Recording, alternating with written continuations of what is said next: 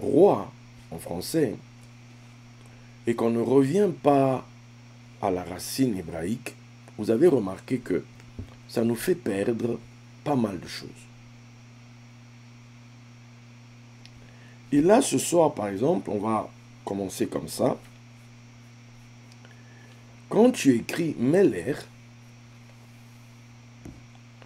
bien sûr, on a le Mem, on a le Lamed, et puis on a le Kaf. La dernière fois, on a parlé de Mem Lek. On a parlé de ce qui tire l'origine de la marche. De la marche, quand on répond à l'appel de Dieu, cette marche initiatique. Ok.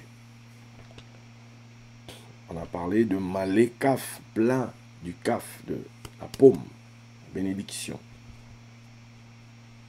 Mais là, on va faire encore plus simple. La première lettre, c'est le même. Donc le même, on a dit, c'est l'origine. Donc le roi est celui qui sort, qui est issu, à cause du même, ok. Lamed. Lamed, c'est lié à l'instruction.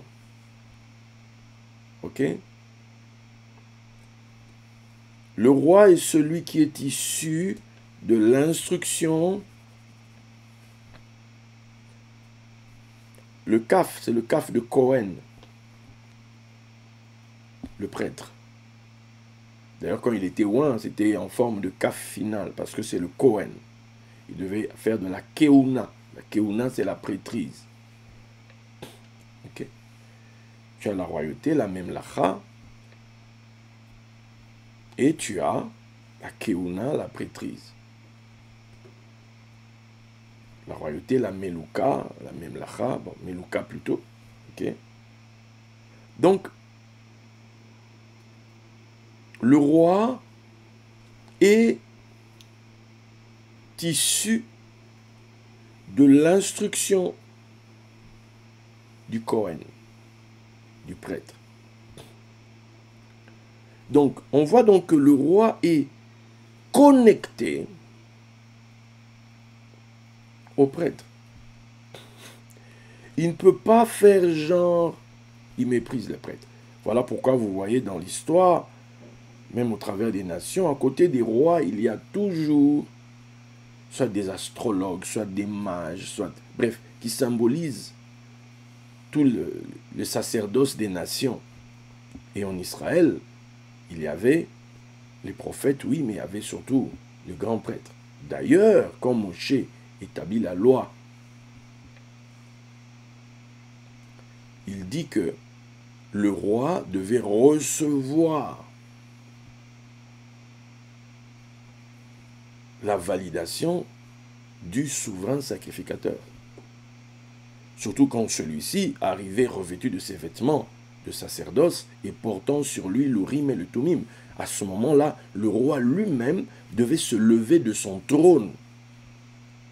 Parce que le souverain sacrificateur revêtu de ses vêtements de sacerdoce, les fameux 8 vêtements de gloire, plus en plus de ça, le pectoral du jugement, avec les urim et les tumim, à ce moment-là, c'est... Parce que d'ailleurs, dans les textes, toujours dans la tradition, on te dit que le sacerdoce traite des cieux, ça a été donné à Lévi. Et la terre, la royauté, il y a la terre, ça a été donné à Juda. Et on dit que Lévi a la prééminence sur Juda. Lévi a la prééminence. Lui, c'est le gars des cieux, quelque part. C'est le conseil des cieux, en fait. D'où on te dit, par exemple, que Lévi n'a aucune part sur la terre. Il n'a aucune part sur la terre. C'est le gars qui veille quelque part aux intérêts des cieux. Donc, la royauté sur terre, c'est-à-dire quelque part la gestion de la terre, va donc être confiée à quelqu'un. Maintenant, ce quelqu'un-là, qui est né d'en haut, qui est choisi d'en haut forcément, on va lui donner des maîtres, on va lui donner des pédagogues, on va lui donner des personnes qui vont l'instruire pour mettre en lui la pensée de Christ. Que dit l'Écriture? L'Écriture dit que le but de la Torah, le but de la loi, le but de l'enseignement, puisque Torah c'est l'enseignement, ok, c'est Christ. Donc l'objectif final, c'est de produire Christ. C'est que le roi, le Meller, paraisse. Mais ce Meller, qui est l'objectif, le but poursuivi, la crème, l'élite, si on peut dire, du peuple, c'est vraiment lui qui y est recherché, c'est ce que veulent les prêtres en fait. On veut avoir le roi parfait. On veut avoir le roi qui a la faveur de nos dieux, ou de notre Dieu, ou en Afrique la faveur des ancêtres. On veut avoir un chef comme ça. D'où le chef, il va vers eux, ou bien celui qui doit le devenir, il va aller à leurs pieds pour apprendre d'eux. Meller, il provient de l'enseignement du Cohen. Deutéronome 17, 18 à 20 dit, « Quand il s'assiera donc le roi, sur le trône de son royaume, il écrira pour lui dans un livre une copie de cette loi qu'il prendra auprès des sacrificateurs les Lévites. Il devra l'avoir avec lui et y lire tous les jours de sa vie, afin qu'il apprenne à craindre l'Éternel, son Dieu, à observer et à mettre en pratique toutes les paroles de cette loi et toutes ses ordonnances, afin que son cœur, suivez, pourquoi on lui demande de faire ça, afin que son cœur ne s'élève point au-dessus de ses frères, et qu'il ne se détourne de ses commandements, ni à droite ni à gauche, afin qu'il prolonge ses jours dans son royaume, lui et ses enfants, au milieu d'Israël. » Donc vous voyez, quand on te donne la royauté, le but n'est pas que ça se termine avec toi. Le but c'est que ça continue, qu'il y ait une dynastie. Voilà, les enfants derrière, les enfants des enfants, etc. Mais il y a des façons d'être. Si tu ne respectes pas ces façons d'être, forcément, à un moment donné, ça peut s'arrêter. Ok? Donc, et on voit donc que pour que ça continue, on a une personne qui a un rôle à jouer. On a un groupe d'individus, si on doit parler ainsi, qui ont un rôle à jouer. Ce sont les prêtres. C'est le Cohen. C'est celui, on dit c'est vers lui qu'on va aller pour demander la loi, pour demander la Torah de l'Éternel, parce que c'est un envoyé de l'Éternel. Donc il a la connaissance, ou du moins, il est censé l'avoir. D'où, à côté d'un roi, il ne faut pas mettre n'importe qui. D'où on dit que quand Dieu élève le juste, il va le faire se tenir auprès du roi, auprès des grands. Pourquoi? Parce que c'est par son conseil que telle royauté peut réussir. C'est par le type de conseil qu'il a, la dimension du conseil qu'il a, qui va faire que telle royauté va subsister ou pas. Donc il y a une alliance du prêtre et du roi. D'ailleurs, le roi est issu de son instruction. Vous voyez un peu? Donc, il ne faut pas que son cœur s'élève, qu'il s'enorgueillisse. Il ne faut pas qu'il oublie que c'est une fonction. Il est là pour remplir un rôle, pour accomplir une mission. Il n'est pas là juste pour bunga bunga, il n'est pas là juste pour juste manger et boire, il n'est pas là juste pour faire la best life, mais il est surtout là pour accomplir une mission. Maintenant, dans la tradition, on dit que certains rois d'Israël faisaient quoi? Cette fameuse copie, ils l'attachaient à leur main droite. Et maintenant, vous pouvez imaginer, comme dit l'image que quelqu'un donne, c'était que les rois d'Israël, quand ils arrivaient, dans la main droite, ils avaient attaché la Torah, une copie de la Torah. Dans la main gauche, ils avaient les téphilines. Et ils avaient un autre téphiline au niveau du front. Alors, les gars devaient être impressionnants, rien qu'à le voir. Tu disais, oups. Tu vois? Bon. Josué 1,8. Que ce livre de la loi ne s'éloigne point de ta bouche, médite-le jour et nuit, pour agir fidèlement selon tout ce qui est écrit, car c'est alors que tu auras du succès dans tes entreprises. C'est alors que tu réussiras. Il y a un livre, il y a une connaissance, il y a un savoir qui doit être dans ta vie. Tu es là, tu médites ça, tu réfléchis pour savoir par rapport à ce que je sais. Est-ce que je vais sur ce chemin? Est-ce que je fais telle chose? Et si je le fais comment? Si je ne le fais pas, bon, comment je ne le fais pas? Etc. Donc tout ça, le roi est censé trouver son code de conduite royale dans le livre. Bien. Donc, première pratique, je suis en train de dire, vous montrer l'importance de la présence du prêtre. Dans le livre des Rois 12, 2 Rois 12, verset 2, là-bas on dit, Joas fit ce qui est droit aux yeux de l'Éternel tout le temps. 2 Rois 12, verset 2. Joas fit ce qui est droit aux yeux de l'Éternel tout le temps qu'il suivit les directives du sacrificateur Yehoyada. Tu vois? Tout le temps que le sacrificateur était là, lui, il a suivi. Et les choses se passaient bien pour lui. C'était un jeune roi qui est arrivé au pouvoir, c'est le prêtre qui a tout fait, parce qu'il y avait une femme qui avait pris le pouvoir pendant 7 ans, qui avait fait tuer toute la descendance royale. Le petit, on avait pu le sauver, on l'a caché dans le sanctuaire. Finalement, au bout de la 6e année de la dame, donc le prêtre a commencé à mettre des choses en place pour qu'on puisse donner le pouvoir au véritable héritier du trône. Donc il va encadrer ce jeune homme-là, il va même lui trouver 2 femmes, après il va, pour qu'il ait des enfants, des fils et des filles. Bref, il a réellement posé la vie du roi. Il lui a donné les clés de sa royauté, il lui a donné les codes de sa royauté. Ok? Donc, dans 2 Chroniques 24, verset 15, Yehoyada mourut, âgé et rassasié de jours. Il avait à sa mort 130 ans. On l'enterra dans la ville de David avec les rois parce qu'il avait fait du bien en Israël et à l'égard de Dieu et à l'égard de sa maison. Le prêtre qui a établi le roi, le prêtre qui lui a donné les codes de la royauté, le prêtre qui veillait à ce qu'il fasse les choses convenablement, ce prêtre qui a arrêté toutes les combines des gens et compagnie qui le préservaient, ce prêtre-là finalement est décédé. Quand il est décédé, des gens ont profité.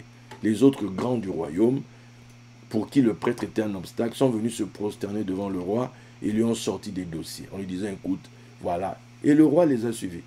Il s'est détourné de ce que le prêtre lui disait. Il s'est détourné. Il a eu de nouveaux amis apparemment. Voilà. Au point que, quand il s'est détourné, l'Esprit du Seigneur a commencé à parler. Le fils de Yehoyada, du nom de Zacharie, s'est mis à prophétiser. L'Esprit du Seigneur est tombé sur lui, a commencé à prophétiser. Dire au roi, reprends-toi et tout. Mais le roi l'a fait tuer. Il a fait tuer le gars. Donc, dans 2 Chroniques 24, 22, le roi Joas ne se souvint pas de la bienveillance qu'avait eu pour lui Yehoyada, père de Zacharie. C'est le gars qui l'a protégé. C'était un gamin, il allait mourir, tout ça. C'est lui qui l'a protégé. Et lui n'a pas protégé le fils du gars qui l'a protégé. Et il a fait périr son fils Zacharie. Et Zacharie, en mourant, il n'a pas dit « Seigneur, pardonne-leur car ils ne savent pas ce qu'ils font ». Non, lui n'a pas dit ça. Lui, il a dit que l'Éternel voie et qu'il fasse justice. Tout le monde n'est pas Jésus de Nazareth à la croix. Tout le monde n'est pas Étienne. Seigneur, pardonne-leur. Et puis ils sont endormis. Non, lui, avant de dormir, il a dit, vous avez ce que vous avez fait, que l'Éternel voie. Et quand il a vu, qu'il fasse maintenant justice. Point barre. Ben, comment ça s'est fini pour ce fameux roi? 2 Chroniques 24, 25. Lorsqu'ils se furent éloignés de lui, après l'avoir laissé, donc le roi, dans des grandes souffrances, ses serviteurs conspirèrent contre lui à cause du sang des fils du sacrificateur Yehoyada. Ils le tuèrent sur son lit et il mourut. On l'enterra dans la ville de David, mais on ne l'enterra pas dans le sépulcre des rois. Pourquoi? Pourquoi c'est arrivé? Pourquoi ces choses sont arrivées dans sa vie? Parce qu'il a oublié le bien qu'on lui avait fait et il n'a pas... Tu vois, David demande... Jonathan n'a pas les saints, il n'y a pas quelqu'un. On dit non, il y en a un. C'est un boiteux, il vit quelque part là-bas, etc. Allez le chercher. Il est boiteux, c'est pas grave. C'est le fils de Jonathan. Il a des défauts, c'est pas grave, c'est le fils de Jonathan. Puisque je vous dis que c'est le fils de Jonathan, mettez-le là. Lui, il est géré par autre chose. Roi de justice. On continue. 2 Chroniques 26, 3 et 5. Ici, là, on parle d'un roi. Dans 2 Chroniques, on l'appelle Osias. Mais dans roi, on l'appelle Azaria. Ok? Osias, 2 Chroniques 26, 3 et 5. Osias avait 16 ans lorsqu'il devint roi. Écoutez, il a régné 52 ans. Vous vous rendez compte? 52 années, le gars, il a régné. Oui, mon âge, quoi. Et toute ma vie, lui, le gars, il régnait. Il régnait à Jérusalem. Sa mère s'appelait Jécolia de Jérusalem. Il s'appliqua à rechercher Dieu pendant... Écoutez, il s'appliqua à rechercher Dieu pendant la vie de Zacharie, qui avait l'intelligence des visions divines. Et dans le temps où il rechercha Dieu, Dieu le fit prospérer. Donc, lui, Osias, il s'est attaché à l'homme de Dieu. Il s'est attaché à Zacharie, qui avait l'intelligence des choses de Dieu. Et pendant que lui s'est attaché à ça, Dieu l'a fait prospérer. Maintenant, regardez l'influence de ça. Il a régné 52 ans. Donc la royauté dans ta vie provient de l'enseignement, provient de ta connexion avec le prêtre, avec le spécialiste de la loi divine, avec le juge du peuple, c'est-à-dire la personne qui a cette connaissance-là. Le but de l'instruction, le but de l'enseignement, mes amis, c'est d'affermir la royauté dans ta vie. C'est d'apporter la royauté dans ta vie. C'est que le roi, la reine, bref, quelqu'un de la, vous savez, de l'ordre royal puisse paraître. Ok? Dans Éphésiens 3:10, il est dit, c'est pourquoi les dominations et les autorités dans les lieux célestes connaissent aujourd'hui par l'Église la sagesse infiniment variée de Dieu. C'est pourquoi les dominations, les archées, les autorités, les exousias, tu vois, dans les lieux célestes, connaissent, dans les lieux élevés, connaissent aujourd'hui par l'Église. Or, l'Église, c'est qui? L'Église, c'est la maison de David. L'Église, c'est la dynastie davidique. Donc, ce sont les fils de David, l'Église, en fait. Je suis pratiquement sûr que nos églises n'en savent pas. Je vous l'ai dit, en vous appuyant sur Acte 15, le concile de Jérusalem, Amos 9, 11 à 12. L'Église, c'est la maison de David. C'est-à-dire, c'est la dynastie davidique. Or, les fils de David, quelle est leur particularité? Ce sont des experts en sod. Les fils de David, ce sont des experts en sod.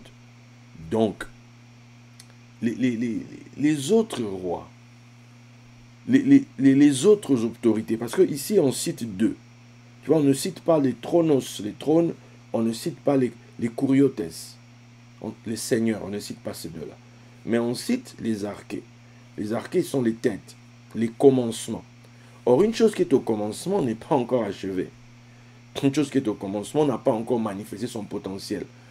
Dans le commencement, Dieu a fait les cieux et la terre. Maintenant, il faut qu'on déballe ça. Il faut qu'on fasse sortir ces choses. Ne méprise pas les faibles commencements. Au commencement, on est faible. Mais on est le potentiel de vie, on est le potentiel de pouvoir.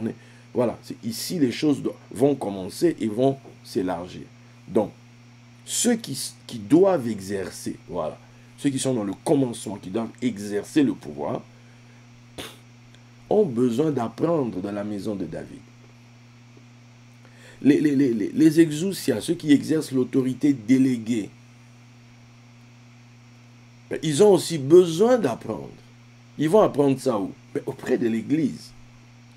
Ils vont apprendre ça auprès de la maison de celui qui incarne dans les Écritures, dans le Tanakh en tout cas, dans les prophètes qui incarnent la royauté. C'est David. Et Mashiach est le fils de David. Dieu lui donnera le trône de David, son père. Donc, on doit trouver chez nous les mystères du royaume. On doit trouver chez nous les enseignements, les mystères du royaume. On doit les trouver chez nous, les secrets du royaume, les clés pour un bon règne. On doit trouver des clés pour les rois. En l'occurrence, par exemple, de la reine de Saba, comme on voit dans l'Écriture, qui vient de chez elle, elle a des énigmes, elle vient les poser à Salomon. On voit les autres rois de la terre qui ont envoyé leurs gars chez Salomon pour apprendre de lui. Pour apprendre de lui, pour recevoir son conseil, son instruction. L'Église, c'est censé être le lieu où ceux qui vont vers la royauté doivent venir s'asseoir, écouter le conseil de Dieu et apprendre. C'est à l'Église qu'on doit maintenant voir ceux qui doivent devenir, qui doivent exercer la royauté divine. C'est leur école, c'est la pépinière des rois.